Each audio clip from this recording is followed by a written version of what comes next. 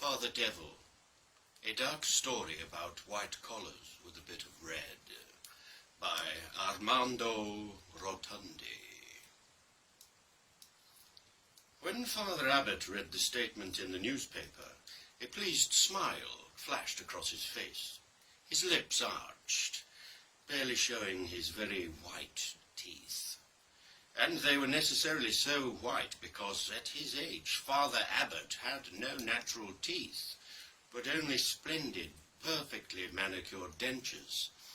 They arched in an expression that, if he was not such a respected prelate within the community, one would have defined as evil and diabolical.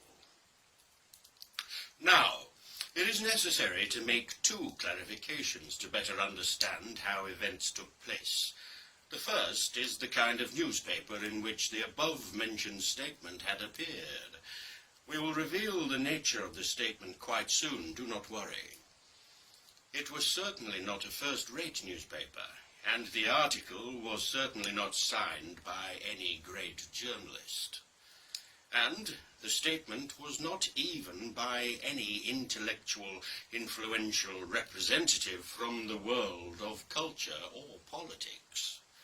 The paper was rather 4 pages of religious information, quite niche.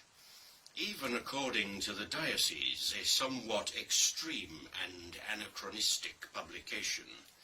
As extreme was considered he who had released that statement. A prelate disliked by the official power, but loved by another circle that considered itself pure. So, here we are at the second point, Father Abbot. Father Abbot considered himself a pure, rigorous and sectarian man of religion, and every time October the 31st came, his stomach twisted, his bile rose, and he literally spat hate from his mouth. That statement ultimately confirmed his ideas. Celebrating Halloween is to give Hosanna to the devil, who, if adored, even if only for one night, thinks that he can claim rights on the human being. He was not the only one who thought so.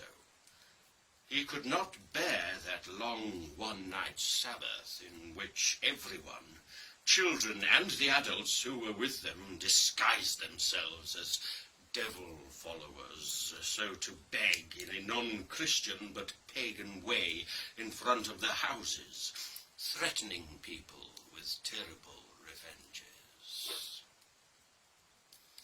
Another clarification is now necessary.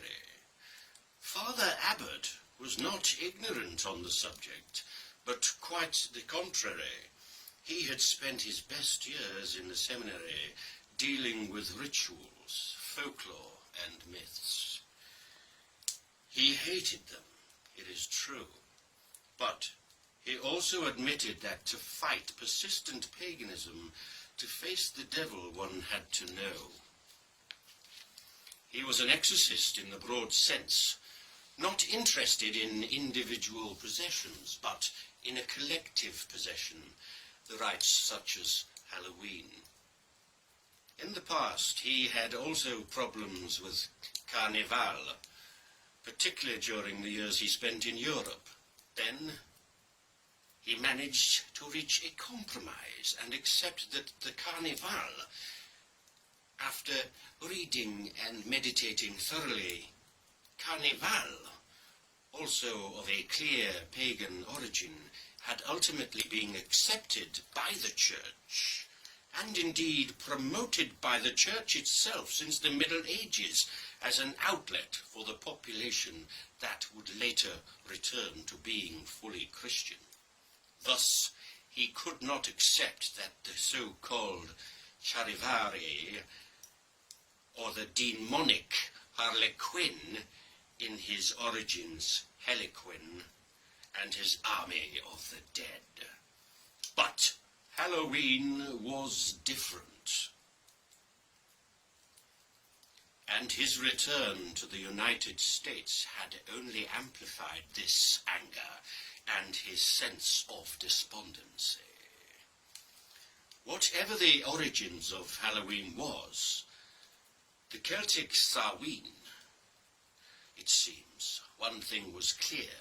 It was just an aberration, an offensive, an affront to the next holy day. So to the Feast of All Saints, some might object that the Feast of the Dead, not yet Halloween, is prior to the fateful date of 840, when Pope Gregory IV instituted the celebration of the 1st of November. But this did not really matter to Father Abbot, who thought, and from his point of view, quite rightly, we should admit, we defeated the evil and the devil in 840. So why should we continue to praise them? Father Abbot valued holiness very much, and not without little sense of pride, not arrogance, but humble pride. He would have liked to have become a saint himself. He would have liked to die, only to see his canonization process starting as soon as possible, thanks to some post-mortem miracles, but obviously he couldn't kill himself. Instead, he always hoped to become a martyr. Even for Christianity, the martyr has in fact an easier path to holiness. In any case, that statement in the newspaper was for him a form of satisfaction that reached the threshold of lust. A lust that soon turned into a frenzy and determination at the same time. Perhaps there was a way to holiness, making Halloween what it was meant to be, the eve of the Feast of All Saints. From Halloween again, All Hallows Day, with hallow, which is, using the contemporary term, saint.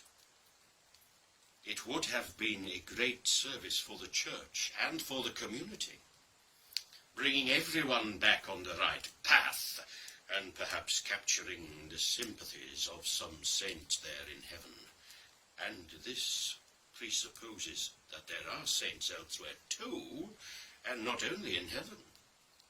Despite being saints, it does not mean that they are not angry, or at least annoyed at being supplanted by children and adults, the most guilty ones of those two categories, who were celebrating the evil one.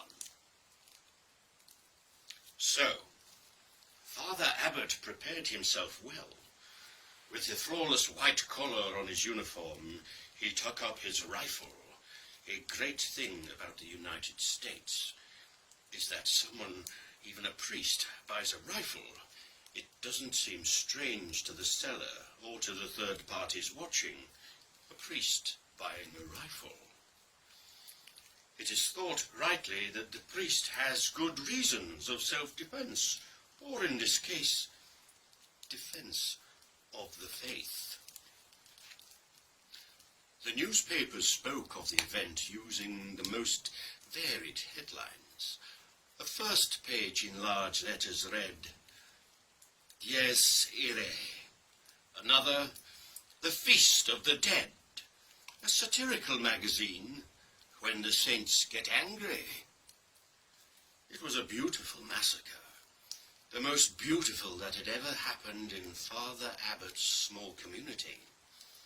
Let's just think about the first death.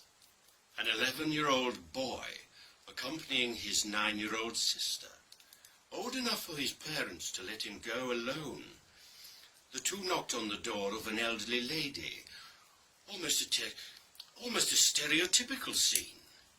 A little red devil and a little witch in front of a smiling old woman, who, instead of a trick, probably throwing dangerous eggs at her door, opted to supply the two children with sweets and candies, just enough time to put the delicacies into the bag, and the boy's head exploded. Father Abbot had excellent aim, and he also thought that he had just made it in time to save the child, who had not yet finished the trick and treat ritual. And so he did not pay the bill to the devil, but to God.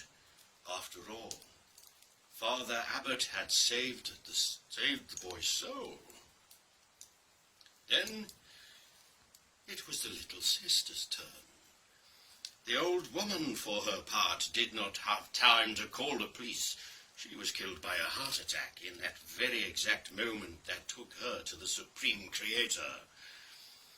And so, a trail of blood started, shot after shot. Blood splatters had dirtied Father Abbot's collar, which was now red. And red were his hands and his sweaty face, the excitement of those moments. Each exploded shell with no problem hit a child, a parent, an older brother or babysitter, made him unrecognizable in his disheveled hair that almost seemed to stand up like horns. But by the time the police arrived, most had already been done. 36 victims. 37, should we count the elderly woman. Father Abbot would have been happy to have been killed by the police, knowing that he had done a noble gesture, and he hoped he could have been an example. And, who knows, maybe an order of priests would have been established in defense of all saints against the forces of devil. The Red Abbotonian could have become a glorious name. His death would have been his ultimate martyrdom, and it would surely have opened the gates of heaven for him, and here on earth made him the canonization process easier and quicker. He had defended all saints. So, also this day as a future saint from Halloween. All this, of course, if the devil hadn't come in person so to claim rights over him.